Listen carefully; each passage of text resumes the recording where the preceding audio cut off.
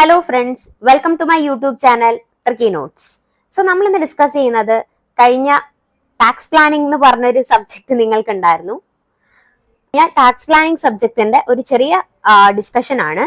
So നമ്മൾ already important questions ഒക്കെ ഇട്ടിട്ടുണ്ടായിരുന്നു. അതിനകത്തുനിന്ന് തന്നെയാണ് നമ്മളുടെ 15 മാർക്സിന്റെ 2 ക്വസ്റ്റ്യൻസും വന്നേക്കണത്.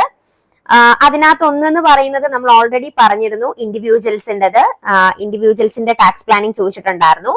അതേപോലെ തന്നെ ടാക്സ് പ്ലാനിങ്, അതിന്റെ നീഡ്, ഒബ്ജക്റ്റീവ്സ് എന്താണ്, പിന്നെ മെറിറ്റ്സ്, ലിമിറ്റേഷൻസ്, ഇതെല്ലാം 15 മാർക്സിന് ചോദിക്കുമെന്ന് പറഞ്ഞിട്ടുണ്ടായിരുന്നു. സോ അതും 2 ക്വസ്റ്റ്യൻസ് നമുക്ക് നമ്മൾ പറഞ്ഞത് തന്നെയാണ് വന്നത്. അപ്പൊ ഇതിൽ നിന്ന് തന്നെ നിങ്ങൾക്ക് 30 മാർക്സ് കിട്ടിക്കഴിഞ്ഞു. ഓക്കെ, ഇവൻ ദോ ഇതൊരു എന്താണ് തിയറി സബ്ജക്ട് ആണെങ്കിൽ പോലും നമ്മൾക്ക് ഒരു 1-2 മാർക്കൊക്കെ പോയിട്ട് ബാക്കി ഫുൾ മാർക്ക് നമുക്ക് കിട്ടുന്നതായിരിക്കും. ഒരിക്കലും നമ്മളൊരു അസംഷൻ ആണ്, അങ്ങനെയല്ല എങ്കിൽ പോലും ടീച്ചേഴ്സ് തിയറി എഴുതുമ്പോൾ ഫുൾ മാർക്ക് ഇടില്ല എന്നുള്ള ഒരു വിശ്വാസമാണ് നമുക്കുള്ളത്. അതേപോലെ ഇതിനകത്ത് ചോദിച്ചേക്കുന്ന, ഞാൻ ഓൾറെഡി വീഡിയോനകത്ത് പറഞ്ഞത് തന്നെയാണ്, S2 മുതൽ S5 വരെ നിങ്ങൾ എന്തൊക്കെ പഠിച്ചിട്ടുണ്ടോ അതെല്ലാം വളരെ ഇമ്പോർട്ടന്റ് ആണെന്ന് ഞാൻ പറഞ്ഞിട്ടുണ്ടായിരുന്നു. സോ S2നകത്ത് നമ്മൾ പഠിച്ചിട്ടുള്ള ഒരു ക്വസ്റ്റ്യൻ തന്നെയാണ് അല്ലെ, സെൽഫ് ഒക്കുപ്പൈഡും അതേപോലെ തന്നെ ലെറ്റ് ഔട്ടും. ഹരീഷ് എന്ന് പറഞ്ഞ ഒരാളുടെ ആണ് ചോദിച്ചേക്കുന്നത്. അപ്പൊ ആ SSCയുടെ ഇൻകം ഫ്രം ഹൗസ് പ്രോപ്പർട്ടി കണ്ടുപിടിക്കാനാണ് ചോദിച്ചേക്കുന്നത്. വളരെ ബേസിക് ആയിട്ടുള്ള ഒരു ക്വസ്റ്റ്യൻ ആയിരുന്നു, അതും വളരെ സിമ്പിൾ ആയിരുന്നു. അപ്പോൾ അത്യാവശ്യം അറിയാന്നുള്ളവരെല്ലാം അത് അറ്റൻഡ് ചെയ്തിട്ടുണ്ടാവും. പിന്നെ ഇത് സാലറിനകത്ത് ഒരു ക്വസ്റ്റ്യൻ ആയിരുന്നു. സാലറിനകത്ത് കുറച്ച് കടുപ്പിച്ചിട്ടാണ് ചോദിച്ചത്. കുറച്ച് കടുപ്പം എന്ന് പറയാൻ പറ്റില്ല, നമുക്കത് ഒരിക്കലും ചുമ്മാ മിയർ ആയിട്ട് പോയി എഴുതാൻ പറ്റില്ല. അതായിരുന്നു സാലറിയും ബേസിക് ക്വസ്റ്റ്യൻ തന്നെയാണ്. നമ്മൾ അത്യാവശ്യം ഒന്ന് നോക്കിയിട്ട് പോയാൽ നമുക്ക് എഴുതാൻ പറ്റുന്ന ഒരു ക്വസ്റ്റ്യൻ ആണ്. ഭയങ്കര പാടെന്നല്ല, നമുക്ക് നോക്കാതെ ഒന്ന് എഴുതാൻ പറ്റുന്ന ഒരവസ്ഥയല്ല. പക്ഷെ ഹൗസ് പ്രോപ്പർട്ടി അങ്ങനെയല്ല, വളരെ സിമ്പിൾ ആയിട്ടാണ് ചോദിച്ചേക്കുന്നത്. രണ്ടും സിമ്പിൾ ആണ്. പൊതുവെ നമ്മൾ എന്താണ് ക്വസ്റ്റ്യൻ പേപ്പറിനെ പറ്റി പറയുകയാണെന്നുണ്ടെങ്കിൽ വളരെ സിമ്പിൾ ആയിട്ടാണ് ചോദിച്ചേക്കുന്നത്. പിന്നെ നമ്മൾ പറഞ്ഞിട്ടുണ്ടായിരുന്നു HRA കാൽക്കുലേഷൻ. ഇതിനകത്ത് ആക്ച്വലി നമ്മളുടെ അടുത്ത് പറഞ്ഞേക്കുന്നത് ഗ്രോസ് സാലറി കണ്ടുപിടിക്കാനാണ്, പക്ഷെ മെയിൻ ആയിട്ട് അതിനകത്ത് HRA കാൽക്കുലേഷൻ തന്നെ ഉണ്ട്. പിന്നെ അടുത്ത് വന്നേക്കുന്നത് എന്ന് പറയുന്നത് എന്താണ്, ടാക്സ് പ്ലാനിങ് മെത്തേഡ്സ് ആണ്. അത് ഒത്തിരി പേർക്ക് മനസ്സിലായില്ല എന്ന് പറയുന്നത് കേട്ടു. മെർജേഴ്സ് ആൻഡ് അക്വിസിഷൻ, എനിക്ക് കുറെ പേര് മെസ്സേജ് അയച്ചിട്ടുണ്ടായിരുന്നു, അമാൽഗമേഷൻ ഒക്കെ ഞങ്ങൾ പഠിച്ചിട്ട് പോയി, പക്ഷെ അമാൽഗമേഷൻ ഒന്നും ചോദിച്ചില്ല എന്ന്. പക്ഷെ അമാൽഗമേഷന്റെ ഒരു ക്വസ്റ്റ്യൻ ആയിരുന്നു, അത് പേരൊക്കെ ഒന്ന് മാറ്റി മെർജേഴ്സ് ആൻഡ് അക്വിസിഷൻ എന്ന് തന്നേക്കുന്നത് കൊണ്ടായിരിക്കും നിങ്ങൾക്ക് മനസ്സിലാവാത്തത്. പിന്നെ എക്സംപ്റ്റഡ് ക്യാപിറ്റൽ ഗെയിൻ ചോദിച്ചിട്ടുണ്ടായിരുന്നു. ഇത് നമ്മളുടെ ആക്ച്വലി പറഞ്ഞാൽ S3ന്റെ പോർഷനിൽ നിന്നാണ് ചോദിക്കുന്നത്. നമുക്ക് ഇതൊന്നും ഒരിക്കലും ഔട്ട് ഓഫ് സിലബസ് ആണെന്ന് പറയാൻ പറ്റില്ല.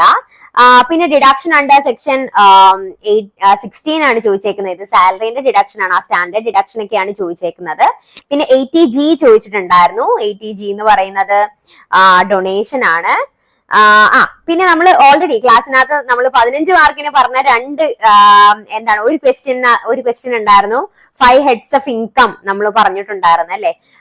അതായത് സാലറിന്റെ ടാക്സ് പ്ലാനിങ് എങ്ങനെയാണ്, ഹൗസ് പ്രോപ്പർട്ടിന്റെ എങ്ങനെയാണ്, PGBP എങ്ങനെയാണ്, ക്യാപിറ്റൽ ഗെയിൻ എങ്ങനെയാണ്, അതർ സോഴ്സ് എങ്ങനെയാണ് എന്നൊക്കെ ചോദിക്കാനുള്ള ചാൻസ് ഉണ്ടെന്ന് പറഞ്ഞു. അതൊന്നീ 15 മാർക്കിന്റെ ക്വസ്റ്റ്യൻ ആയിട്ട് ചോദിക്കാന്ന് പറഞ്ഞു. അതേപോലെ തന്നെ ഞാൻ എടുത്തു പറഞ്ഞിട്ടുണ്ടായിരുന്നു, അത് ചിലപ്പോ എങ്ങനെ ചോദിക്കാം, ഓരോ ഹെഡ്സ് തന്നിട്ട് അതിന്റെ ടാക്സ് പ്ലാനിങ്ങും ചോദിക്കാന്ന് പറഞ്ഞിട്ടുണ്ടായിരുന്നു. ഇതും നമ്മൾ ഡിസ്കസ് ചെയ്ത ക്വസ്റ്റ്യൻ തന്നെയാണ്. പിന്നെ ഡിഫറൻസ് ചോദിക്കാന്ന് പറഞ്ഞിട്ടുണ്ടായിരുന്നു, ടാക്സ് അവോയ്ഡൻസും ടാക്സ് ഇവേഷനും ആയിട്ടുള്ളത്.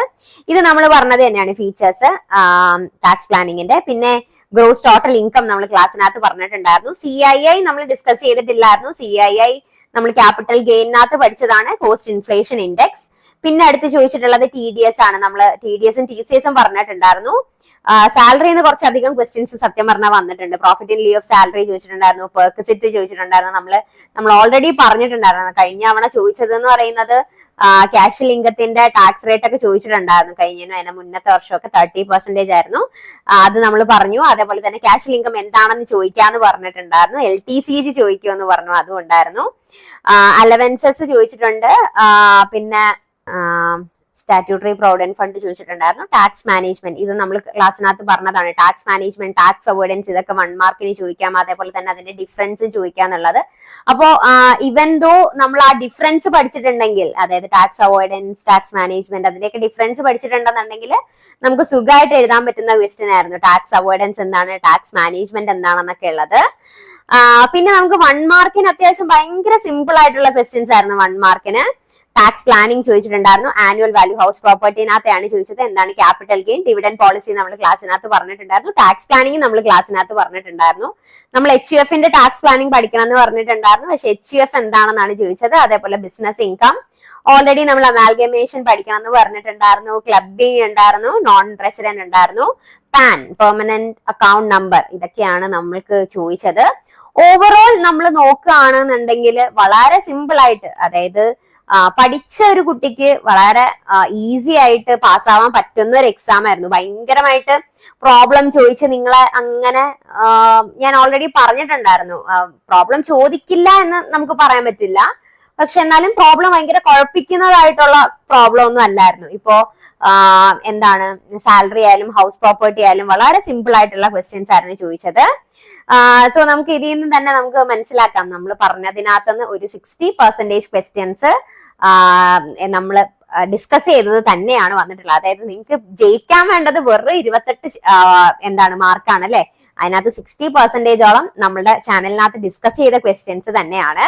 സോ ഇനിയും നിങ്ങൾ എന്റെ ചാനലിനെ സപ്പോർട്ട് ചെയ്യുക. ഇനി GSTന്റെ ക്വസ്റ്റ്യനും കൂടെ ഞാൻ ഇന്ന് ഈവനിങ്ങും നാളെയൊക്കെ ആയിട്ട് അപ്ലോഡ് ചെയ്യും. സോ വീണ്ടും നിങ്ങൾ എല്ലാവരും എന്റെ ചാനൽ സബ്സ്ക്രൈബ് ചെയ്യുക. അതേപോലെ തന്നെ ആ ബെൽ ഐക്കൺ ഒന്ന് ക്ലിക്ക് ചെയ്തേക്കുക. കാരണം എന്താ വെച്ചാല് എന്നാലേ നിങ്ങൾക്ക് ഞാൻ പുതിയതായിട്ട് ഇടുന്ന വീഡിയോസ് ഒക്കെ കാണാൻ പറ്റുള്ളൂ. So thank you.